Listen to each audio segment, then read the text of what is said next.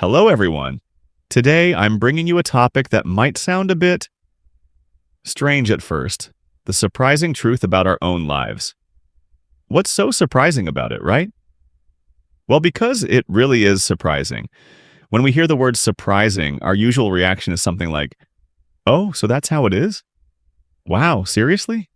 It's that obvious, and I didn't even know? And lately, you might have noticed that my videos have been leaning toward that kind of realization. Because I've been sitting down, reflecting, reconnecting with my memories. And I've realized that every time I discover something new about myself or about life, I'm genuinely surprised. There's always that little wish in me. If only I had known this a bit earlier, that would have been amazing.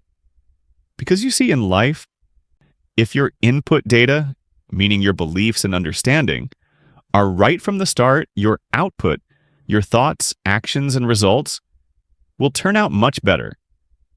But for many of us, it takes years. Our input comes from wrong beliefs, beliefs that aren't true, and naturally that leads to wrong actions and wrong thinking. And then, again, we find ourselves surprised, frustrated too. So, my friends, that's exactly why I want to talk about this. To help you avoid that frustration, especially if you haven't realized this before. And I really hope today's episode will be useful to you.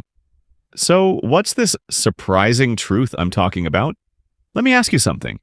Do any of you find it hard to really understand yourselves? To know exactly how you think, what you like, what you want? Does anyone here feel that's a hard thing to do? Even in conversations with others, when someone asks you something like, do you actually know what you want in life? Do you know who you are? Do you know why you exist? Okay, maybe that sounds a bit too deep, so let's make it simpler. Do you think you know what you like? That's already a tough question. It's no coincidence that many people tell me they don't know what they like, especially when it comes to choosing a career or path in life. It bothers them a lot. So let's dig a bit deeper. Why do people get frustrated when they don't know what they like? When they don't know what they want or what they need? When they don't understand themselves, it's because they assume that understanding oneself is something natural, that everyone is born with that ability, that everyone should have it.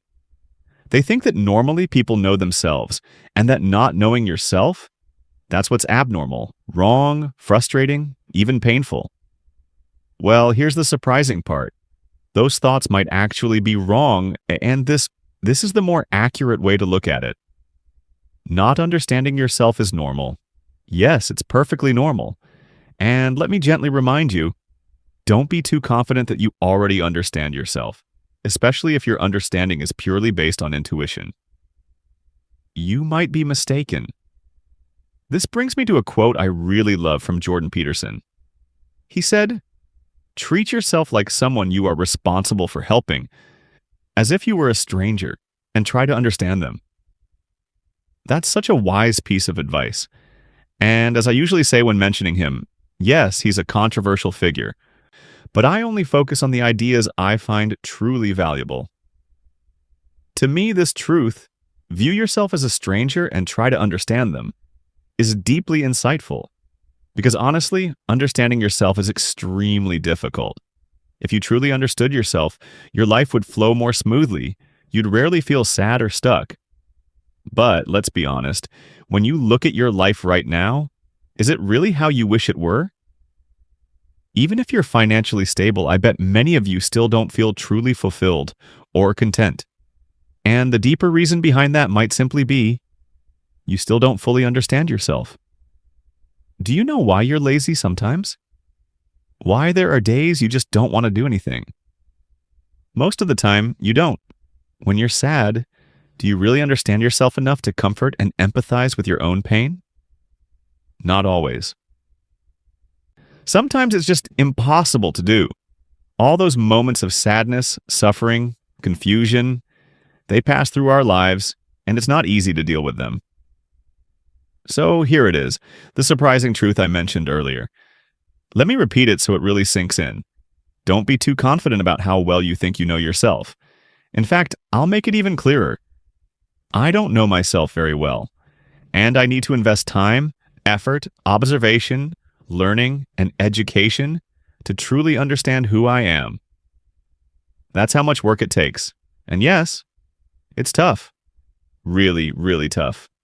And let me pull something out here and share it with you. The very thing I was just hinting at earlier, laziness. Why are we lazy? For example, there are days when you just don't feel like doing anything.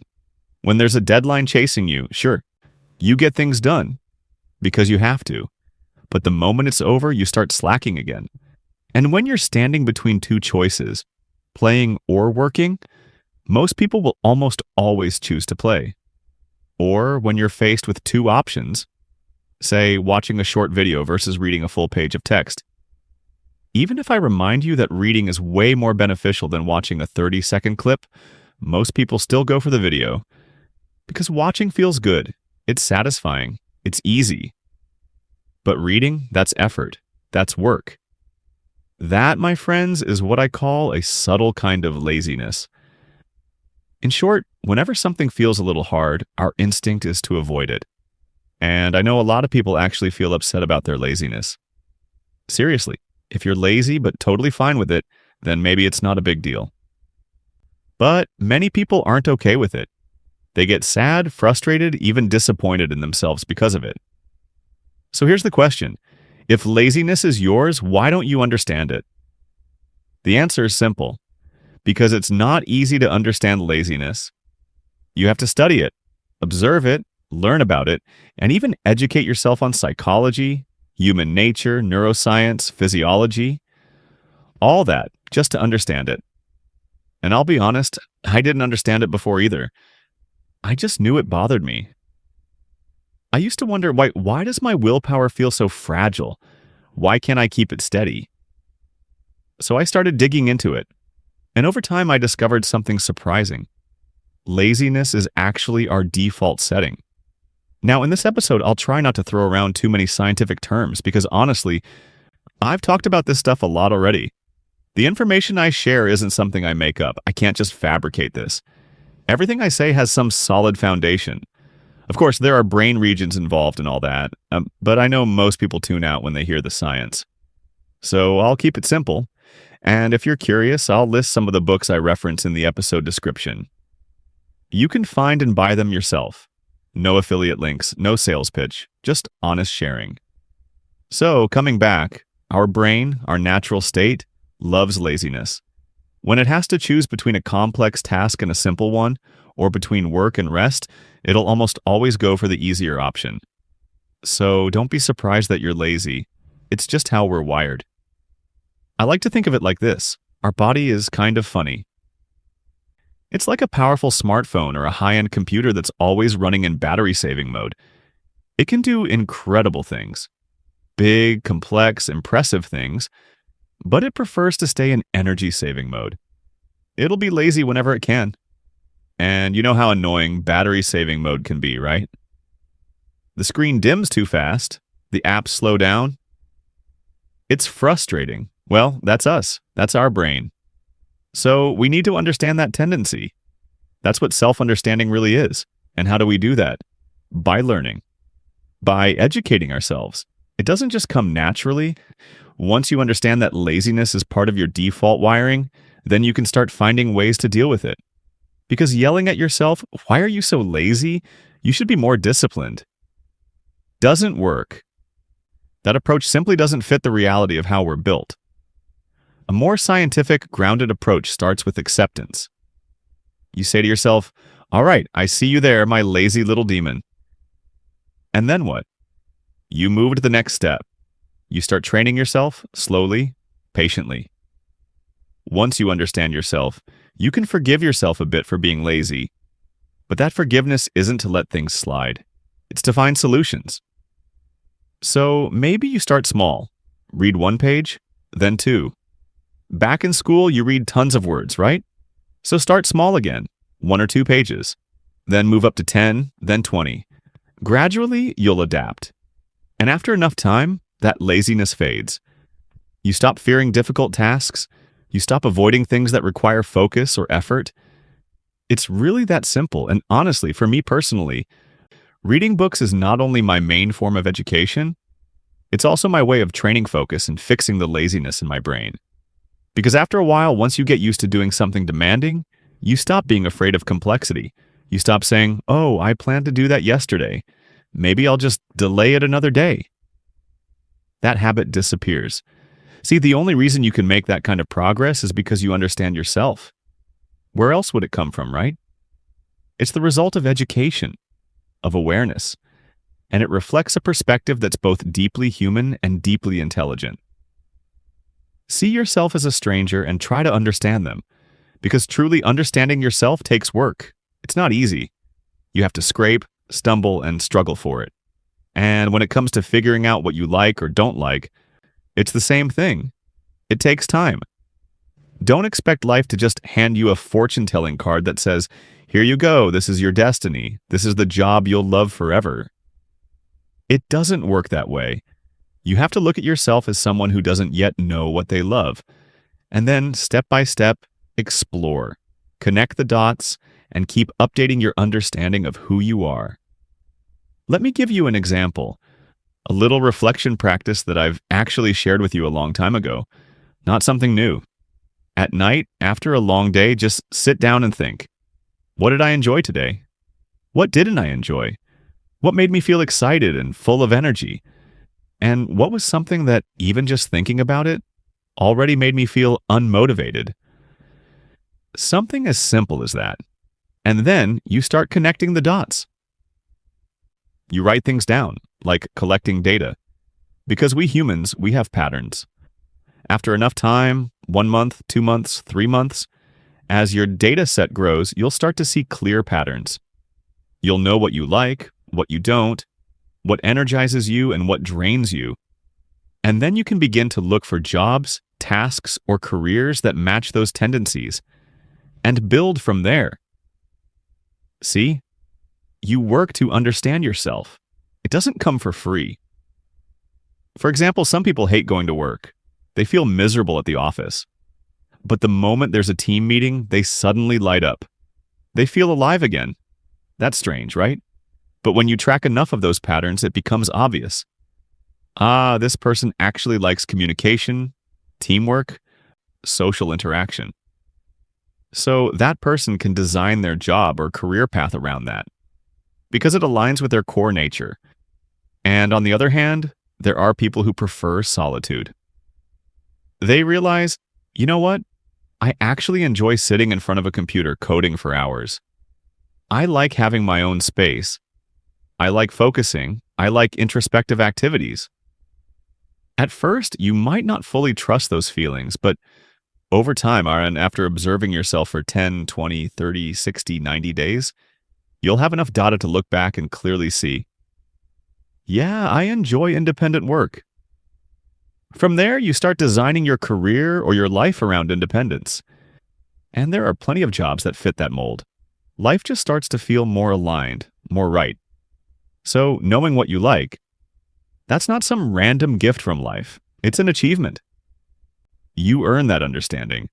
And while we're at it, let's talk a bit about love, marriage, and relationships. Yes, I know. That sounds like a big shift. Let's talk about infidelity. A spicy topic, isn't it? There are generally two kinds of people when it comes to cheating. The first type says, look, it's impossible to resist. The temptation is too strong. Nobody's immune to it. Don't try to sound all righteous. It's just human nature.